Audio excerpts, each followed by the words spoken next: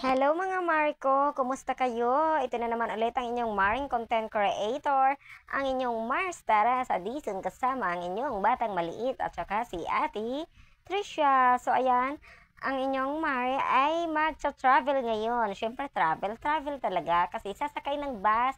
So, ibig sabihin travel pa rin yan. Pupunta tayo ngayon sa Maynila. Say hello to Manila. Hi, welcome to Manila.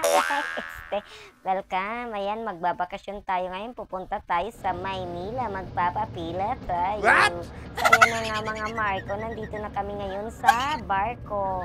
Super puno. Halatang bakasyon nga talaga. O, diba? Kasi punong-puno. Wala nang mauupuan. Kaya ang inyong mare at saka inyong batang maliit ay dyan naupo sa tabi.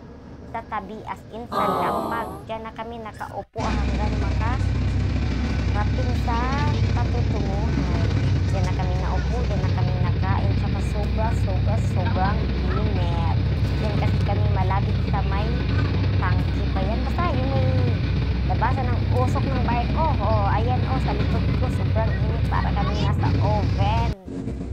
Tostang-tosta. Buti nga nung mga time na to, medyo mahangin-hangin na kasi mga 4 na yan. 4 to 5. So, medyo mahangin-hangin na.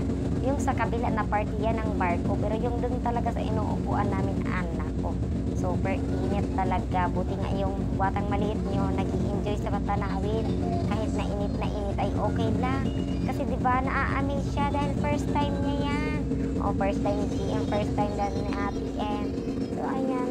Instead na, buti nga hindi siya umiiyak. Enjoy lang siya sa mga patingin-tingin. Sabi niya nga, marami daw buwaya. Maraming buwaya. Saan lang ba yung buwaya? Nandiyan ba talaga sa dagat o nasaan ba yung buwaya? So, ayan pa nga, may nakilala pang friend yung aking batang maliit.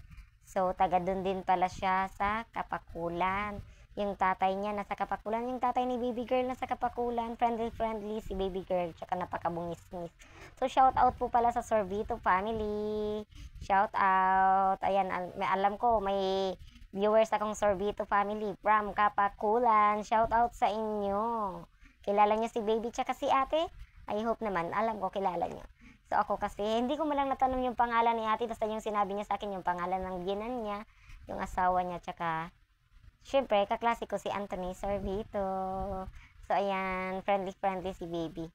Gustong-gusto niya kalaro yung batang maliit natin. So, ayan nga mga Mars ko nung gabi na, ay nasa bus na kami. Kala ni Mare yung Mare nyo ay nagre-reklamo nung tanghali, yung araw pa kasi sobrang init. O, di naman ngayon. O, ano ka Mare ko, nanginginig ka na sa lamig. Bumili na nga lang ng taho para mabawas-bawasan yung lamig. Pero walay, talaga walay. As in, nanginginig talaga ang inyong Mare. O, di ka pa. Si batang maliit, wala lang. Pero inyong Mari, anak ko. Kulang na lang Saklolo, bigyan niyo ako ng Saklolo, bigyan niyo ako ng blanket. So, ayan, para mawala naman yung lamig. Payakap naman dyan, mga Mars ko, mga Pars ko. Please like, share, and follow this video. Thank you. Love, mwah, mwah, chup, chup. Thank you.